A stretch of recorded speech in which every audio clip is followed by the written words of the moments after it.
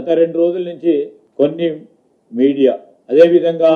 ప్రత్యేకించి కొన్ని పార్టీలకు సంబంధించిన సోషల్ మీడియా కొన్ని ప్రత్యేకమైన ప్రస్తావనలో ట్విట్టర్లో అసత్యపు ప్రచారం చేస్తూ ముందుకు సాగుతా ఉన్న వైనం, దాని పరంగా కూడా మేము చెప్తా ఉన్నాం. ఈరోజు అక్కడ రాక్ ఫార్మేషన్స్ కానీ, లేక్కు సంబంధించింది కానీ, ప్రసిద్ధిగాంచిన మష్రూమ్ రాక్కు సంబంధించి కానీ, అదేవిధంగా అక్కడ ఉన్న పికాక్ లేక్, వీటికి సంబంధించి ఈ న్యాచురల్ రాక్ ఫార్మేషన్స్ ఉంటాయో వాటన్నిటిని కూడా కాపాడుకోవడానికి ప్రత్యేక చర్యలు తీసుకుంటూ న్యాచురల్ హ్యాబిటాట్కి అంటే ఫ్లోరా అండ్ ఫానాకి అక్కడ సంబంధించిన విషయంలో వాటిని కాపాడే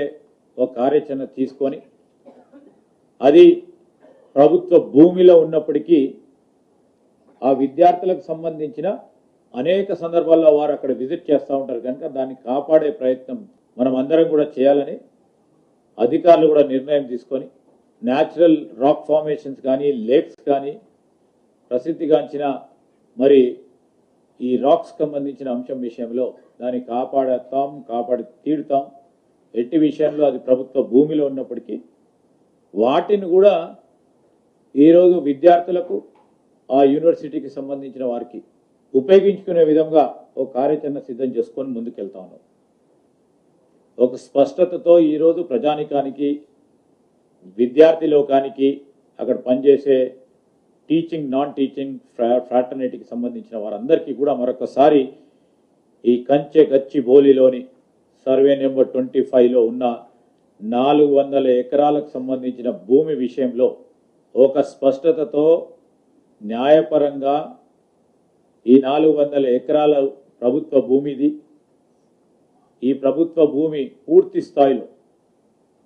ప్రభుత్వ ఆధీనంలోకే ఉండాలని ఆనాడు అప్పుడున్న 2003లో ఉన్న ప్రభుత్వం చేసిన తప్పిదాన్ని ఖచ్చితంగా పోరాటం చేయాలని రాజశేఖర రెడ్డి గారి నాయకత్వంలో మొదలెట్టిన పోరాటం ఇన్ని రోజుల తర్వాత కొలిక్కి తీసుకురావడానికి ప్రభుత్వ ఆస్తులను మనం కాపాడాలి, ప్రజల పక్షాన ఈరోజు దాన్ని సంక్షేమము అభివృద్ధి విషయంలో ముందుకు తీసుకెళ్లాలని ముఖ్యమంత్రి రేవంత్ రెడ్డి గారు మా ప్రభుత్వం 2023 డిసెంబర్లో ఏర్పడ్డ తర్వాత 2024లో తీర్పు రావడానికి న్యాయపరంగా పోరాటం చేస్తూ ఈరోజు ప్రభుత్వానికి 400 ఎకరాలను సేకరించే కార్యక్రమం ఎప్పుడు లేని విధంగా చేస్తే దీన్ని ఏ విధంగా అడ్డుకోవాలి, ఏదో విధంగా అవరోధం కల్పించాలి, అభివృద్ధికి సంబంధించిన అంశం వచ్చినప్పుడు దీన్ని ఏదో విధంగా అడ్డుకోవాలని చేసే ప్రయత్నంలో కొంతమంది చేస్తూ ఉన్న సత్యదూరమైన ప్రచారాన్ని నేను ఇప్పటికీ చెప్తా ఉన్నాం. మానుకోవాలని